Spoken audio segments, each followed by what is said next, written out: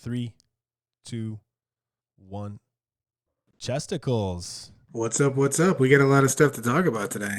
This is a special edition because I'm looking at the designer's commentary right now, which says that they thought the Marines were just a little bit too strong and they wanted to do something about that, but they didn't want to make them unplayable. And we'll talk about the differences in that because I think they did a good job of toning it down a little bit because the Marines did have a huge win rate. But they wanted them to be just a little bit better, basically more in line, give other lists more chances to make just more of an impact on the scene. Yeah, I couldn't agree more. I mean, overall, I think the changes to the Marines this morning, are positive for the game. I mean, the way I look at it, I feel like GW reached out. They grabbed everybody that's not playing Marines. They grabbed their Orc players. They grabbed their Gene Stealer cult players. They grabbed everyone afraid of the big bad boogeyman, and they brought everyone back. And that's what I think is going on right now. So I think it's a positive change. Agreed, 100%. I've got them actually pulled up so we can actually list them off. Yeah, I mean, I would like to start at doctrines. I think that's the biggest. Yeah, I was gonna say let's start at the easy peasy, like just the overall, which is the combat doctrines, and that is huge for everybody, for all the Marine lists. Bigger for some though. Bigger, I would say it's bigger for Iron Hands and Fists. It's bigger for the ones that start in the Devastator doctrine. It's bigger for Iron Hands, bigger for Fists, because of the fact that those are the armies that were before just starting in their doctrine and staying in their doctrine. Exactly. They're just not able to do that, which is a huge deal. They don't have the oppressive stay in their. They don't have to wait for it. Started in it immediately, and then they stayed in it the entire game.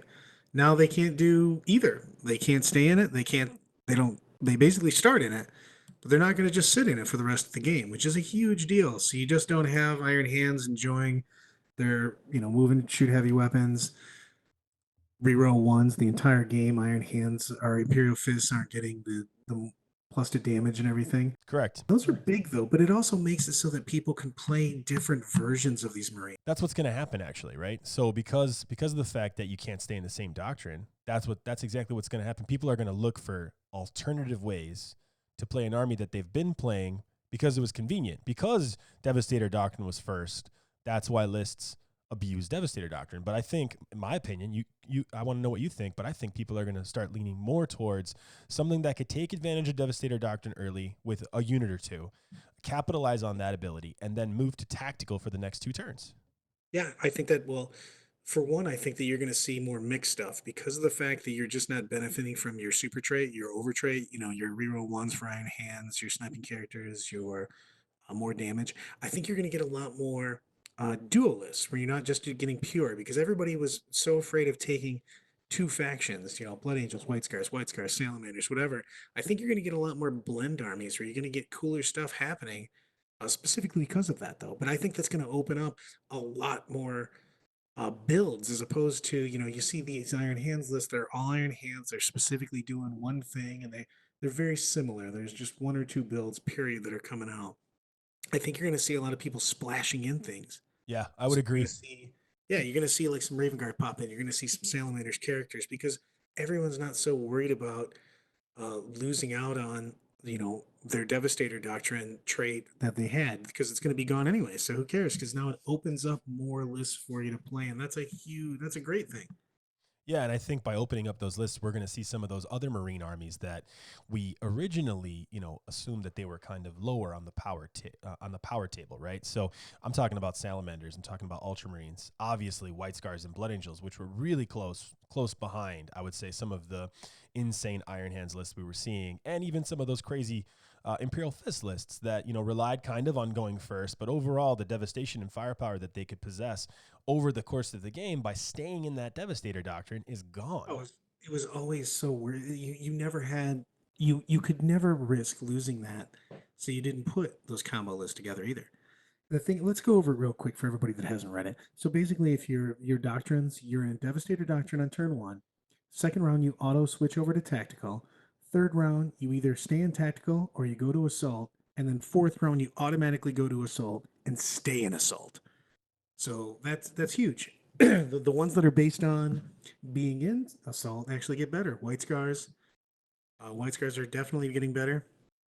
Uh, Blood angels, things of that nature, just people that wanted to be in assault, they're going to be in assault anyways. So that's why I Definitely. think like a lot of times you're going to get these combo armies, and I'm really looking forward to them. I think it's going to be Yeah, really and I think some of the modifications that we're going to see with lists, they're going to be taking advantage of things as well that they necessarily didn't take advantage of before. So we might see some different versions of Raven Guard. We might see some different versions of Iron Hands, even if they wanted to stay mono codex. There's possibility in that. But yeah, I agree with you too. They might be looking at alternatives. They might say, hey, instead of keeping my whole army, mono faction or mono, chapter, now I'm going to go and look at bringing in Blood Angels, bringing in White Scars, getting in some variety, and taking kind of like a spiced approach to making sure you get the perfect recipe in your army.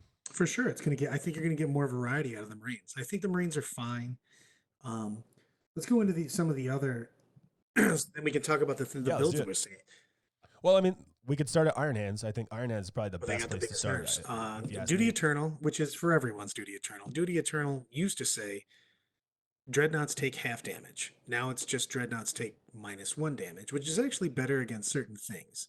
It's worse against the big stuff, especially with Iron Hands because they use the Iron Stone. They would have it then -1, but it's actually better against things like, say, White Scars that were just doing +1 damage.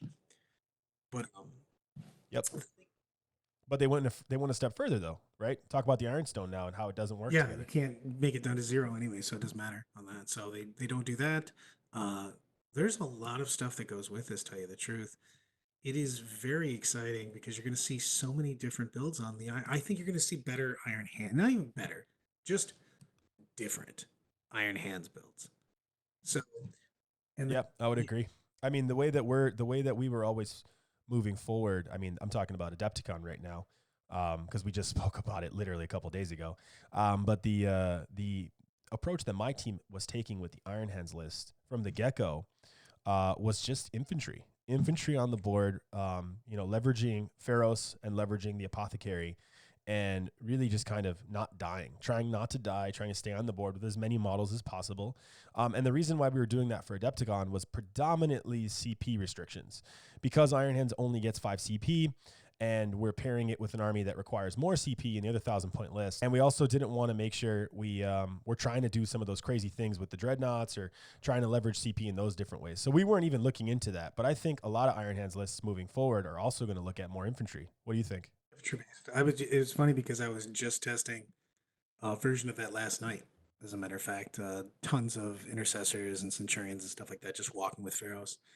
But the thing is that you're going to have a lot of different lists that are going to bring stuff like that because you also have the fact that cognitive martyrdom does not interact anymore with doesn't interact anymore. You can't use it on vehicles. So if you make that dreadnought to the that ridiculous combo that they had with the Leviathan dreadnought passing off wounds, that doesn't work anymore. Yep. Cognitive martyrdom only can be used on infantry. So an infantry character can then pass off wounds, which is what it was designed for in the first place. It was just one of those things where people found the loophole basically and then used it. And they, of course, they're looking for the competitive advantage, and that's what they did. So Yeah. And I uh, think well played on the build, but they instantly saw that that was something that they shouldn't have. They also took away a adaptive strategy, which basically says you could stay in a certain doctrine away, so you couldn't now stay in Devastator for more turns or stay in Tactical for 3 turns instead of 2. correct. Yeah. Yeah. That was a big deal. Not only are they forcing the move from doctrine to doctrine, or they're also not allowing you to go backwards, which is Yeah, that's because pretty otherwise big. people would try to break it. I mean, the fists are so deadly in the first turn in the first place. I mean, you could argue that forcing them out of Dev doctrine turn one and requiring them to spend CP to stay in it for a single turn. I think you could make an argument that or maybe the stratagem. I don't know. Was the stratagem allowed forever or only once per game? No, it was just you could go back one on that. But the thing is it was I don't know. It's so busted in that fact in the first place. Fists for me are just we're so high roll in the first place with those artillery armies and stuff like that. Correct. Yeah. That's like Manny's army at LVO, for instance. There's different versions of that to take. Those are just terrifying.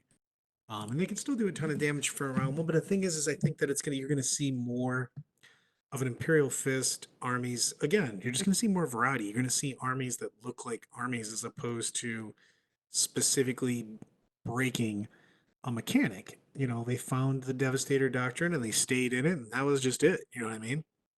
Yeah, no, I definitely hear you. I don't know what changes though. I don't know how much necessarily changes for Iron Hands. I know we're talking about Iron Hands to start off with. Well, the I Iron Hands are going to not have the vehicle stuff, is what they're Yeah, not. they're not going to have the vehicle stuff, which I don't think was really running the top tables anyways. I mean, And it then destroyed it. LVO did. well, the Like this. Dreadnought did. The Dreadnought vehicle approach did. I'm talking about like repulsors and other vehicles, not Sure, necessarily but I'm just destroyed. saying that you're not going to be able to do that anymore with Yeah, Iron Hands. So you're going to have to take a different style of list.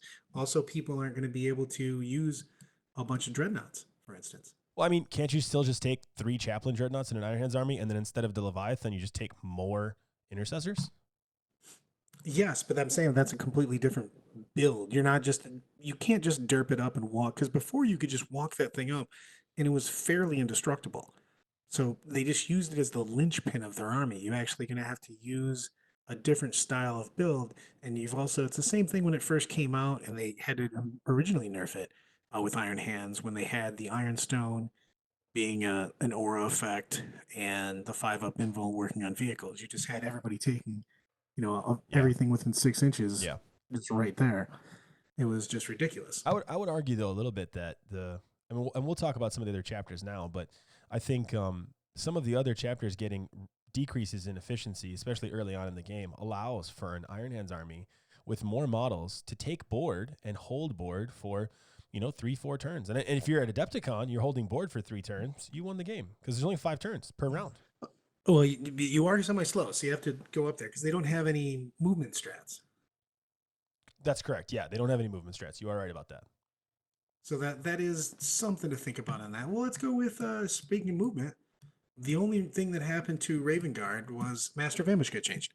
Yep. Master of Ambush, basically, they just said it works exactly how it was before. You just can't bring those big old Centurions with you, And so the like big papas can't roll. such a small change, right? Like literally, like let's just include a single keyword that's not A applicable big for thing. this, and it's like the biggest difference. It's how everyone plays it. So I'm curious, like, will people still play it, and what will they use?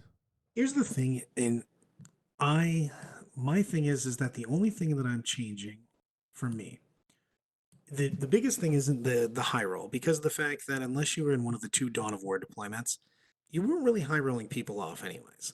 The biggest thing now is that you Master of Ambush I used to use for Centurions to find the best place on the table to go. So that's actually going to be the more difficult thing for me is I don't get to find the terrain and deploy there. Correct. Yeah, I totally understand what you're saying.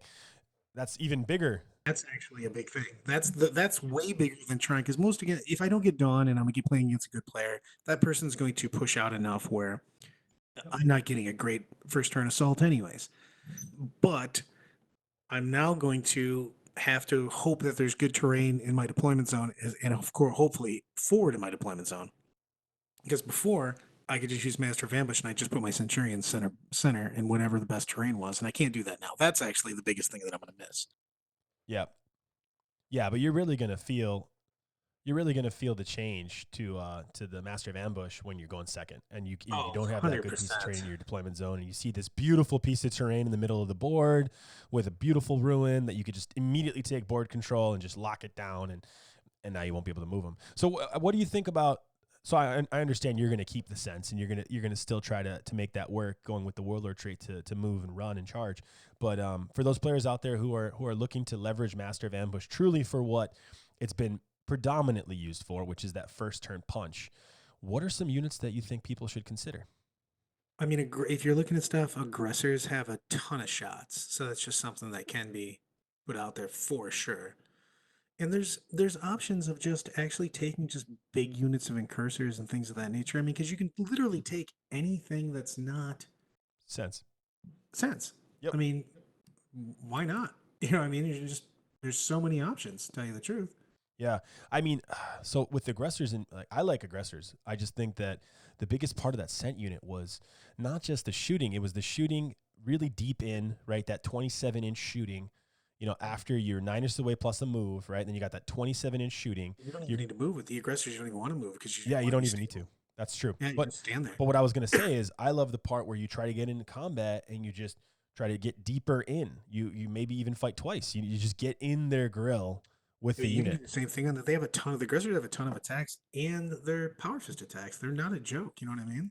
Yeah, that's true. That's true. You could take aggressors. How many could you get for like a unit of, I don't know, They're five what 15 points cheaper guy. So I mean, for the the switch over, you're looking at probably six for right, five? yeah. Yeah, that doesn't sound bad. You could even would you need a jump captain with them? I still think you want that guy because he takes out other centurions and stuff like that. It's just kind of a big deal. Gotcha. What warlord trait does Shrike have? He's got. I tell you the truth, I'm not even sure because I never run. I haven't thought about it forever because you can't take Shrike unless you're running actual Raven Guard, not a successor. Yeah, So I that's just true. don't I ever gotcha. bother with him. That'd be Just interesting. because, but he's actually really I'm gonna cool I'm because gonna he's. I mean, I'm gonna look him regular up. Raven Guard's actually kind of cool in that fact, just because of the fact that you have all the the -1 to hit and stuff like that. And he's a really cool character. It's just I prefer if you're running Centurions, you need that little extra mojo. But yeah, other than aggressors, what about Vanguard veterans or another unit that can maybe I hit thought about harder? that. They just get really expensive with weapons and stuff like that. So that's the only problem I had with that. I like so far. I've really. I mean, it's just come out, so I haven't had a ton of time to think about it. Yeah, But the aggressors was immediately in my mind. Big squads of anything just to grab things was another thing I thought of. Just I mean, like something like an cursor unit or something like that. yeah, Um, just a 10-man unit of something that just grabs everybody on the board is just a really good thought for me. You know what I mean? You just go, hey, you've grabbed everything on the board. Boom. It's not feels good. exactly. Yeah, and I think trying to get that wrap, trying to get in the grill of the opposing player, making them kind of, debate deployment is a big deal. And when they're debating how to Huge. deploy, it's really in your advantage. It's really in your favor that they're thinking about where to place models because they know you have that alpha strike. If they, and because they know that you have that option of the alpha strike, you don't even have to implement it completely on it. You just have to put it there. So then they put their models out suboptimally. They're not setting up for a good counter alpha on you. You know what I mean? They're way back. So maybe you get to take the board. Maybe it's an Adepticon, and all you want to do is take the objectives in the first place. So if you can get ground control, you're sitting down now. Exactly. Yeah, and I think for ITC, if we jump there real quick, you're gonna know if you're going first or second. 100. That's the thing is, I actually think ITC it makes a bigger difference for me because not having the ability to just be there does bother it a little bit. The not being able to just put your guys in the best possible terrain for the Centurions is the big deal. You're going to have to make a few adjustments if you want to play it like that. You end up playing a little bit. You basically don't all in. Like a lot of people are just so on the ambush that they're not even looking at the strengths though. I mean, like yes, it's nice to be able to put your sense, and that's a big deal as far as that. But that army's all about controlling the board, sniping the characters. And tell you the truth, I've killed every character that I'm going to kill by turn 3, anyways. So it's not. I mean, it's going to occasionally be there because sometimes you get the really close games, 4, 5, and 6 is going to come into play. But you've dropped. For me, I'm dropping 2 units of 10 scouts and stuff like that. Yeah, Yeah, those people aren't just going to let those sit forever. You're going to do your damage early. It's going to hurt a little bit, but you've done most of your damage when already. So it's not like you didn't get your value out of that. so unlike Raven Guard, Imperial Fists didn't get necessarily a direct nerf to anything, but I think overall, what would you say about doctrines for Imperial Fists? I think the Imperial Fists are hurt with that because just it's the current build too. That's the other part I had with it. Because of the fact that people have been building their armies in a specific way. That's reason But why. it's pretty true, right? People are building those armies in that way because they know that to be a fact, right? When you have like 100% certainty that you're starting off every game in the Devastator Doctrine, and you have 100% certainty that you can stay in that doctrine for as long as you wanted, you're going to build lists that take advantage of that the entire game. So how do you think Imperial Fists will change now? Will they be just a supplement to another army, giving it a little bit of a punch that first turn? Or will they try to completely Well, no, revamp because how of they're the going to do fact it? that their regular trait, just Imperial Fist, is just the thing that they ignore cover. And I think that's a great thing to add to any list. So basically, if you're making a list and you say, hey, put in a artillery, and that artillery ignores cover, that's a great addition. And I think it feels like a good addition at that point in time. Because right now, everybody's just taking these specific things and you don't have any reason to put anything else because everything's so much better.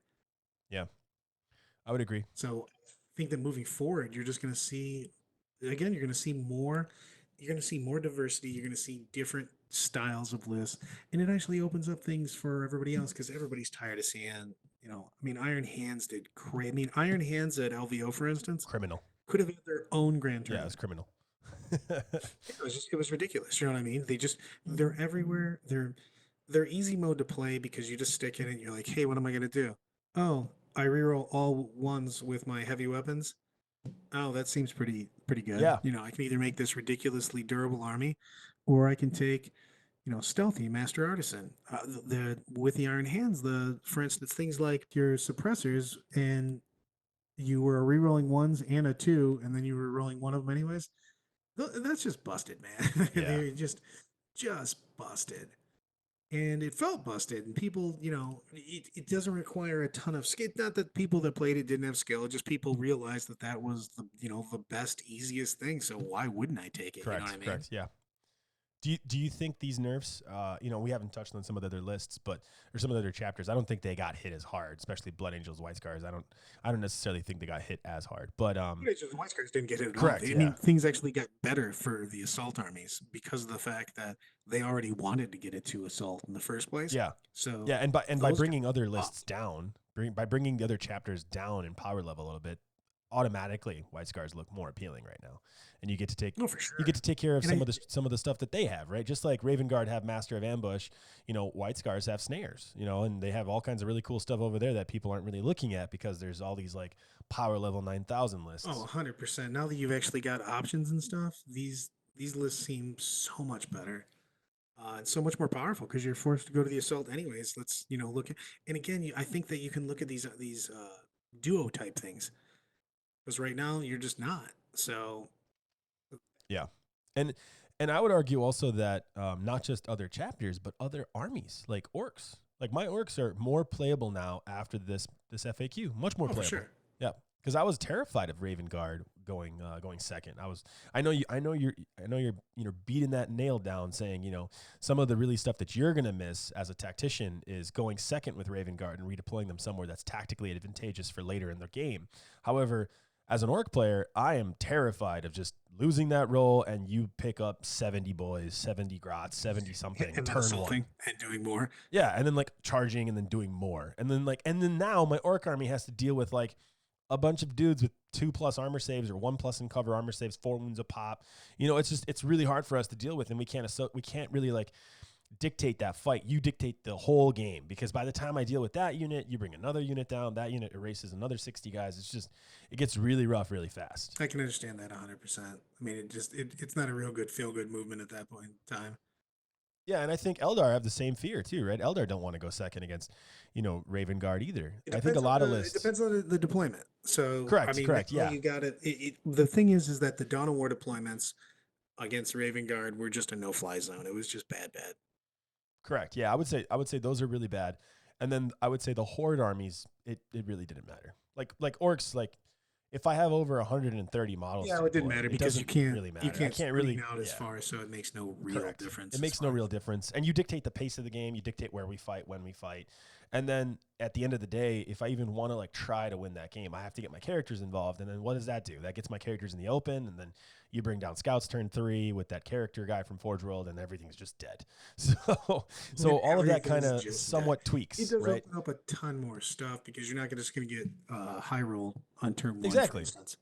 Exactly. Yeah, you're gonna play, and also the odds of running into a Raven Guard player who's literally coming to the tournament with, "Hey, I have this really cool thing called Master of Ambush, and I'm a great 40K player."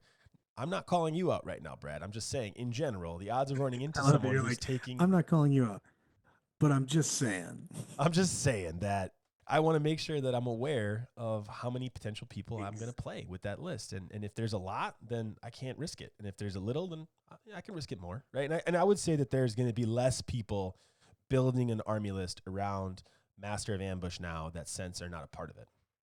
100%. I think it just opens up more builds.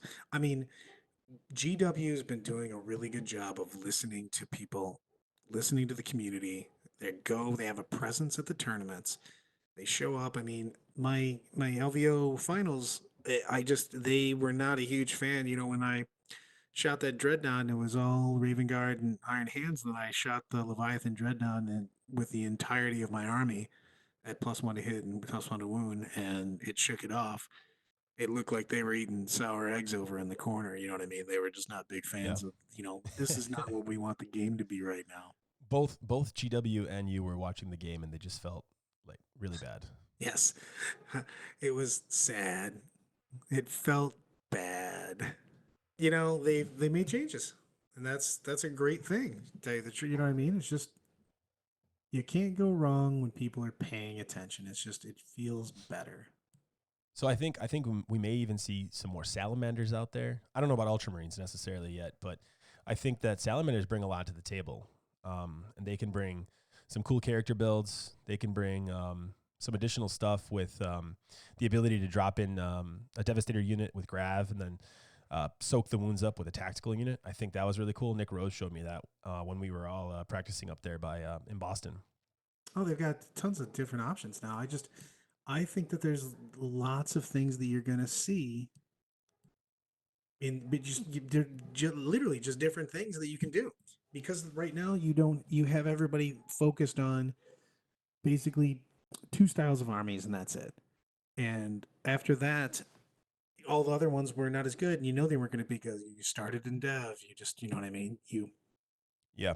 So do Blood Angels now have the crown of first turn, potential? I think Blood Oh, for Angel sure, Death because they've Company. got Yeah. the Death Company and the Death Company captain that can all do pregame moves. Yeah, exactly. I think Blood Angels right now take the crown for sure. I mean, because That's once huge. yeah, even if you do Master of Ambush with any unit other than Sense, I still think the Death Company kind of edge you out on that one a little bit. Yeah, it's just But it's going to be interesting to see what people do though. I'm curious to see some of the creative stuff, especially from those Florida guys. They're usually innovating some cool stuff, and what they brought to LVO was amazing, and I'm curious to see what else they break now. Um, yeah, I mean, honestly, like if they're not already GW testers, then GW needs to get on the phone and make them testers because they clearly went to LVO and said, "Hey, there's a gap in your rule set," and GW said, "Wow, why did no one tell us?" well, it's nice because they've got down there. They've got a really good group of players that gets together fairly frequently and just pounds these games out and just does a really good job of finding Yeah, the yeah, best no, list. I mean, but I'm glad someone's doing it, and I'm glad that they're bringing it to tournaments, and I'm glad they're winning with it, and I'm glad they're showing these holes in the game because addressing this stuff and making sure GW's commitment now and GW's involvement with the community is leading to these fast updates. And I mean, this is fast. We're just over a month away from LVO, and I would argue that not only have they addressed most of the issues that we saw, I think they did a really, really good job of not going too far, like we've seen in the past with conscripts just getting nuked to non-existent anymore. What they did to cultists, right? And I they came 100% back. agree on that. They did a really, really good job of just saying, hey, what Correct. needs to And the only happen? thing I was surprised not to see, and I know you can't speak on it, but I'm curious whether or not they will or will not do this. But I was a little shocked to see that the Chaplain Dread did not get legend because they don't make the model. And at But LVO, they update that list and stuff though. It's gonna every year. I mean, they get what is it, twice a year now that yeah, they update all that kind of yeah, stuff. So yeah. I'm not worried about I'm, that. I'm not worried about it either. Actually, I'm very happy it didn't get nerfed because these updates are enough of an impact to my team tournament list. I don't need any more any more of an impact. I mean, this literally derailed my Adepticon strategy. And I pinged or I emailed the Adepticon team, Jason, actually, like right away, saying, hey, so I know the Dreadnought was a really big problem, but like, are you gonna implement all of the changes for Adepticon? He's like, hell yeah, I am. I'm like, yeah, it's good for the game. I agreed with it, but I felt bad because like we have the models, we're ready to go. We've been playtesting the strategy, and boom, massive tweaks to kind of the approach.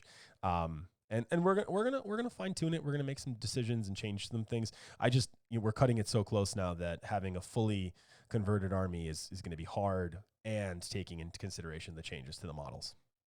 Yes, but well, for instance, I'm taking Raven Guard to team tournament, and I've been flip Yeah, I flopping. know. We talked about it just like 4 days ago. I remember. Yeah, well, yeah. I'm just thinking to myself as far as because I got panicky, I got panicky responses from my teammates of what are we gonna do? The sky's falling, and I go, I'm not making any You were changes like, whatsoever, guys. Look at the list. It slightly changes the way we play, and that's it, man. You're gonna. yeah, and you were like, I already knew this I was mean, going to I happen. did also already know. So it was So funny because two of us on the team are actually both playtesting. So we were yeah, like, we already playtested our team tournament list with awesome. the That's new good. stuff, and we Well, I feel mean, fine. what everyone needs to keep in mind, right? And what I'm keeping in mind as this is impacting me is that it impacts everyone. So not only does it impact my strategy, but it's going to impact my opponent's strategy. And now going second against the Raven Guard player at Adepticon teams is going to be less as impactful as it was before. Going against a Leviathan Dreadnought is going to be not a big I deal as think it was it's gonna come more towards some player skill, and it's not like there wasn't player skill. The best players are still doing really well. But you can't just take what was already out there and net list it. You're going to have to look into way more options. You're going to have to talk to people. You're going to have to look at your gaming group. You're going to have to look at who's helping you. Do you have a coach? You know what I mean? You need to get with him. Are you working with a survey? Whatever you're doing to keep your game uh, on par. Basically on point, up to date, you need to go with that because you're not going to be able to use the same strategies used before. And it's also not going to be autopilot. There's so many more options because you're not going to stay in Devastator Doctrine. What does that do? Hey, that actually opens up about a million different rosters now, which is fantastic. Again, it's so good to know that you have different options out there for different armies or just to play yep. different stuff. I mean, I'm really excited about it. My army took a little bit of a nerf, but I just think it's going to be so much better for the game. I think my army, I say Raven Guard in my army taking a little bit of a step back, actually, I feel got stronger because of the fact that the other armies got weaker, and I'm not going to face these super Yeah. ridiculously fine tuned Crusher armies. Yeah. And also your mirror is more about player Again, skill yeah, than it's not about about first necessarily who turn or goes whatever first, second, or deployment you deployment got. Yeah. zone. Yeah, because before, right, if you're playing Raven, if you're playing your list against someone who has essentially the same list, they go first, and it's a dawn deployment, Oh, it's brutal. It's right? just whoever. It's It could so be hard. rough. If you went, whoever got Yeah. dawn deployment was just such an advantage. If you went first and had dawn in Raven Guard, one person was just not going to be happy. And if you know that you need to take the run and charge strat in that game, Yeah, right? We talked about that. That was a big one because that kind of can turn it for you even further, right? You for can get sure. even You could deeper get so deep in into, the zone because you're not yeah, even if they try to exactly. block out your zone because the dawns are just not very deep. All of a sudden, you're way on top of them because you do run advance and charge. All of a sudden you start and inch away from them. You can just get ridiculously close to them. Yeah, and then you literally roll a big charge. If you roll a big charge, you get deep in, pile in three, fight again. I mean, it could be bad. It could have been bad Huge. back then, but Well, now it is. that's why though. That's why we're where we are basically right now. Exactly. So, what do you think about? I mean, I'll tell you what I think, but I'd like to know what you think as well about what does this do to some of the other armies, the non-Space Marine armies? What does this do to Eldar? Because I feel like some of these changes are going to make Eldar even better. Oh, and I feel that potentially Eldar one of the just top armies. Eldar. I thought Eldar was already pretty good. They were pretty top notch, anyways. But these changes are 100% going to make Eldar better.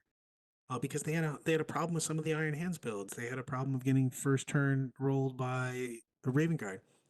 And now you're going to see just Especially Imperial Fists. Imagine them going second against Imperial Fists back in the day. oh, it was just well, everybody didn't want to go second against Imperial Fist. It's just that That's true. Well, everyone didn't. No one wanted to go against that one list at LVO, but overall, I think it's a big deal. it's so hard, man. Fists not being able to pile on that extra damage the entire game is just gross. Oh, it will. It made it. It makes it so when you're playing Imperial Fist and you're playing a vehicle list, like if you were playing Knights or something versus Imperial Fist, you should have just said no thank you and just gotten a couple of drinks because Just get a beer. he's just going to put all the damage on you. You had no chance. He's in Devastator Doctrine. His Correct. Devastator Doctrine trait just said have a crappy game against me playing vehicles because I'm going to do double damage and all this stuff, and then you just kind of sit there and get sad. But now again, you've got a lot more options, which feels a lot better. And I think that you're going to see more. You're going to see more orcs. You're going to see more diversified marines. You're going to see more Eldar. Uh, AdMech was already making a pretty big comeback. They had a poor showing at LVO as far as the um, the performance, but they showed out in strength, specifically because of the fact that they counter marines really well. They do a really good job of counter marineless. They only get better now. Not their ability to strike on that first turn went down, and their ability to maintain those doctrines went down. So that the AdMech is going to even take advantage of those things as well, and just have a better ability to play the game out longer than they were before. For sure, So I would their advantages will just last longer. all of the above, basically. I couldn't agree with you more as far as that. I think it's gonna again. GW's doing a really good time. I mean, if those of you that remember the dark ages of 40K when we hadn't heard from GW in their dungeon lair before the new gentleman take got involved, but we just it's great to have them. Whether you think things are too much, I think these are perfect. But whether you think they're too much, too good, not good enough, they're they have their hand on the pulse. They're really trying to make adjustments all the time to make it a more fun game for everybody. And if you don't like that, I don't know what to tell you. You're anti-fun. You probably don't like puppies. You know what I mean? I don't know what to tell you. I'm sure the vast majority of the public agrees with these changes. I really think these are going to be extremely positively received. I think a couple of people who have spent the time and effort to build an army, paint an army, get it ready for Adepticon, and having all of these changes hit, within a month. I think there's going to be a little bit of, contentious feelings towards that. However, it happens. It's a part of the game. I mean, did I think Razorwing Flock needed to be nerfed when they got nerfed? Yes, they were horrible. They were like one of the worst things that ever happened in 40K. And So you're a big fan? yeah. So I made them all, right? Because they were horrible. And I flew out to California a week before BAO, actually 9 days before BAO, and was ready to play them. Oh, I forgot you were on actual Yeah, vacation before you correct. went I was there. on vacation, and they got nerfed when I landed in Los Angeles that first day because I was driving from actually San Diego. I drove from San Diego all the way to San Fran, and they got nerfed that first day when I was in the pool, and I found out they got nerfed, and I found out BAO was going to implement it. And I was like, well, I lost, half the models in my army, and it's no longer efficient, but I'll still go to the tournament. And I was really salty about going because I was having so much fun in San Francisco and California in general. I really wish I could go live there. It was just amazing, every part of it. And when I got to the tournament, I was already frustrated with the list and my situation. And I probably should have dropped before I even got there. I ended up dropping right after the first game, which I lost in also. And I had some bad blood at the time, but was that change a good change in the game? Of course. This change is the same thing. I think it's good as well. And it's going to cause a little bit of extra work. But at the end of the day, it's going to make people get out more models, hobby more. I might pull out those aggressors on the shelf. I think I have like 30 of them. If anyone needs any, let me know. I might start working on those. I might start painting those. I might start getting them going. And then, you know what? After That's Adepticon, I think it's one of the biggest things is it just gives you yep, options. You're actually this is what we're talking about. You've got different things that you can now do in an army. You just go, hey, I just figured out that like I could totally get a completely different type of army. Great. That sounds amazing. You know what I mean? Why wouldn't you do that? Yep.